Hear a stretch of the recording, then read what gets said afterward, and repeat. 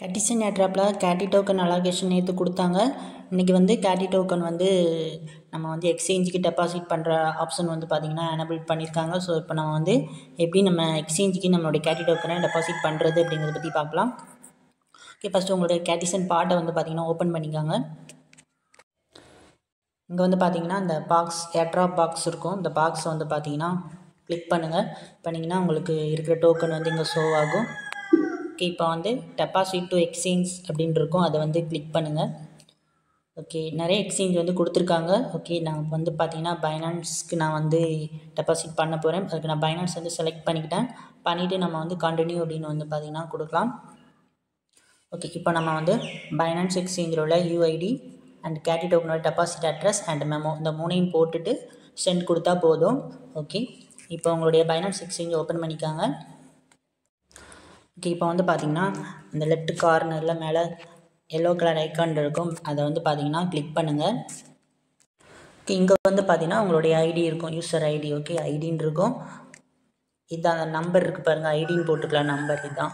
Okay, அந்த number மேலே touch பண்ணுங்கள். டச் பண்ணிங்கன்னா காப்பி சக்ஸஸ்ஃபுல்லின்னு காப்பி ஆயிரும். உங்களுடைய பைனான்ஸ் யூசர் ஐடி வந்து காப்பி ஆயிரும்.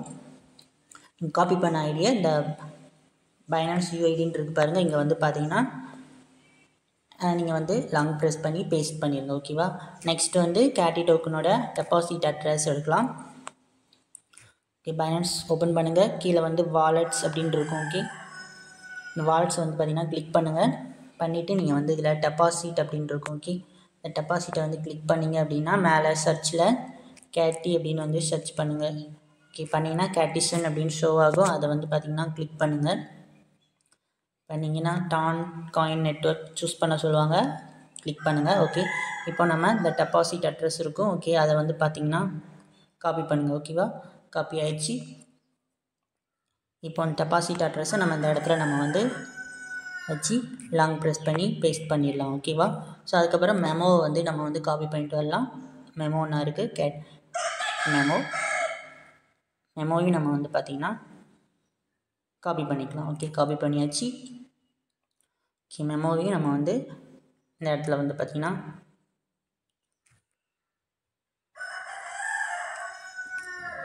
பேஸ்ட் பண்ணியாச்சு. ஓகே, ஒன் டைம் வந்து பார்த்திங்கன்னா செக் பண்ணி பார்த்துக்காங்க. ஓகே, செக் பண்ணி பார்த்துட்டு சென்ட் அப்படின்னு இருக்கும். ஓகே, அதை வந்து பார்த்திங்கன்னா கொடுங்க.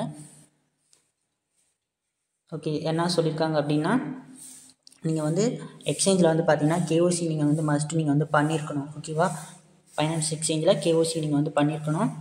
போய் செக் பண்ணி பாருங்கள் உங்களுடைய பைனான்ஸ் எக்ஸ்சேஞ்சை. இதில் வந்து பார்த்திங்கன்னா வெரிஃபைடு அப்படின்னு இருக்கணும். ஓகேவா, ஸோ அப்படின்னா தான் உங்களுக்கு இந்த கேட்டி டோக்கன் உங்களுக்கு பைனான்ஸ்க்கு ரிசீவ் ஆகும்.